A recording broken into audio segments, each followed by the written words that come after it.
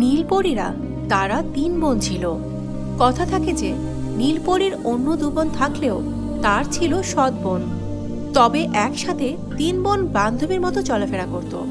পরীরা মূলত নদীর পাড়ে ফুল বাগানে ঘুরতে পছন্দ করে। পরীরা প্রায় সবাই খুব দয়ালু হয়ে থাকে এবং অনেকেই সাদা মনের হয়, পরোপকারী হয়। পরীরা সব সময় সাজগোজ করে চলতে পছন্দ করে। পরীরা তাদের নিজস্ব তারার পাশার সাহায্যে তাদের শত্রুকে আক্রমণ করতে পারে। যে কোনো প্রাণীকে এই তারা পাশা দিয়ে বশত্ব স্বীকার করাতে পারে। জিন ও পরীরা তাদের নিজস্ব ক্ষমতার বলে যে কোনো দেশের মানুষেরা মাতৃভাষার কথা বলতে পারে এবং যে কোনো ভাষা তারা সহজেই বুঝতে পারে। একদিন পূর্ণিমা রাতে নীলপরীরা 3 বোন একটি ফুল বাগানে বেড়াতে আসে। এই ফুল বাগানটা একটি রাজবাড়ির ফুল বাগান হলেও দীর্ঘদিন ধরে অরক্ষিত থাকার ফলে বাগানের মাঝে সাপ, ব্যাঙ, ইঁদুর, পোকামাকড় সহ নানা পশু পাখির জন্ম হয়েছে। নীলপরীরা 3 বোন যখন ফুল বাগানে খেলা করছে, প্রজাপতির সাথে কথা বলছে, এমন সময় তাদের পাশের অন্ধকারে বিশাল এক সাপ একটি ব্যাঙ শিকার করে। তখনই এই ব্যাঙটা তখন জীবন বাঁচাতে নীলপরীকে ডাকছে। নীলপরী, নীলপরী, মা, তুমি আমাকে এই দুষ্টু সাপের হাত থেকে বাঁচাও। নীলপরী, আমাকে তুমি বাঁচাও। কে কে ওখানে? কে আমার নাম ধরে ডাকছে? কণ্ঠটা চেনা চেনা লাগছে। নীলপরী, আমাকে বাঁচাও, আমি তোমার মামা আহেজিন।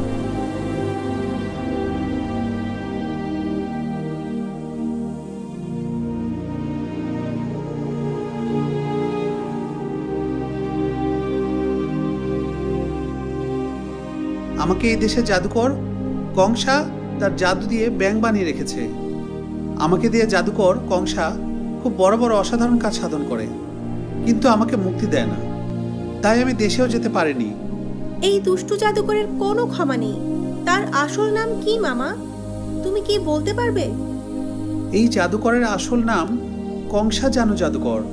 সে এই রাজপ্রাসাদেই থাকে। জানু জাদুকর ওই রাজপ্রাসাদের রাজা, রানী ও তাদের একমাত্র যুবরাজ লাটকুমারকেও বন্দী করে রেখেছে। জাদুকর ওই রাজ্যের রাজার রূপ ধারণ করে সমগ্র রাজ্য পরিচালনা করে, যার জন্য সারা রাজ্য জুড়ে সবাই খুব কষ্টে আছে। ঠিক আছে, ওই প্রাসাদে আমি যাব। ওই জাদুকরকে আমি শায়েস্তা করে পরেই দেশে ফিরব। না মা নীলপরী, ওই জাদুকর খুবই ভয়ঙ্কর এবং সমগ্র রাজপ্রাসাদ তার জাদু দিয়ে আটকে রেখেছে। ওখানে তার অনুমতি ছাড়া একটা পিপিলিকাও প্রবেশ করতে পারবে না। তাহলে তুমি এক কাজ করো মামা, তুমি হাঁ করো, আমি তোমার মুখের ভেতরে লুকাই। তারপর তুমি রাজপ্রাসাদে চলো, কোনো এক ঘরে নিয়ে আমাকে ছেড়ে দেবে। তারপর বুঝবে কংসা জাদুকর কত ধানে কত চাল। ঠিক আছে, তাই করো মা।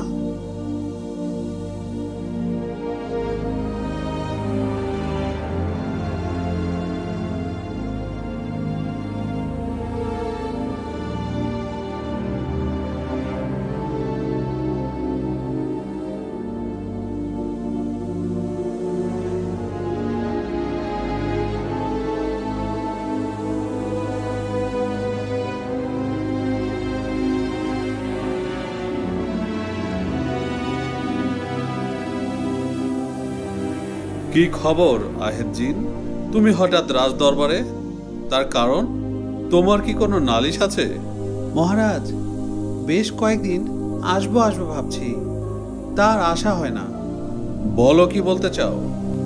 আমাকে ক্ষমা করুন হুজুর, আমাকে মুক্তি দিন। আমার স্ত্রী পুত্ররা আমার জন্য চিন্তা করছে। বেয়াদব জিন, তোর এমন সাহস হয় কি করে তুই মুক্তি চাস? আজকে তোকে আরো বড় শাস্তি দিব। এই, কে আছিস? জি হুজুর। এই ব্যাংকটাকে নিয়ে ওই পাশের ঘরে বন্দি করে রাখ, তারপর দেখাচ্ছি ওরে মজা।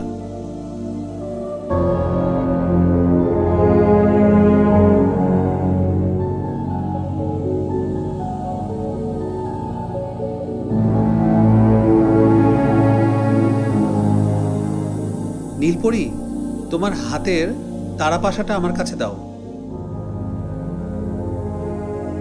নীলপরী, তোমার চোখ বন্ধ করো।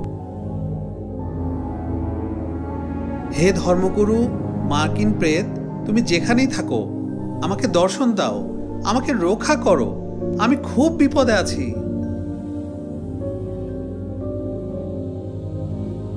আহেদ, কি হয়েছে? তোমার এমন অবস্থা কে করেছে? কংসা জাদুকর আমার সাথে খুব জুলুম করেছে। সে আমাকে তার জাদু ক্ষমতা বলে বন্দি করেছে, আমাকে কষ্ট দিয়েছে। আমি তার মৃত্যু চাই, আমি বাঁচতে চাই। কোথায় কোথায় কংসা জাদুকর? এখনই আমি অগ্নিমান নিক্ষেপ করে তাকে জ্বালিয়ে ভস্ম করে দেব। কোথায় সে? ওই রাজপ্রাসাদে। এখন জাদুকর ঘুমিয়ে আছে, চলো।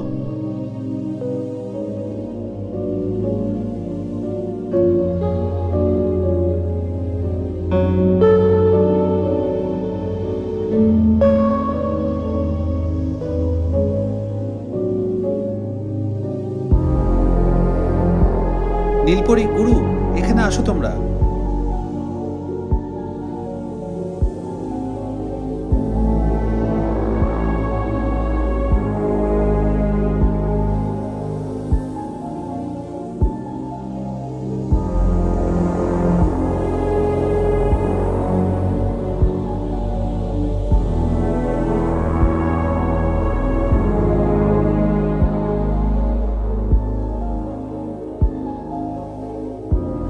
প্রিয় দর্শক, কেমন লাগলো আমাদের আজকের গল্পটি তা অবশ্যই কমেন্ট করে জানাবেন। আমাদের চ্যানেল সাবস্ক্রাইব করুন এবং ফেসবুক পেজ ফলো করুন। লাইক, কমেন্ট ও শেয়ার করে সঙ্গেই থাকুন।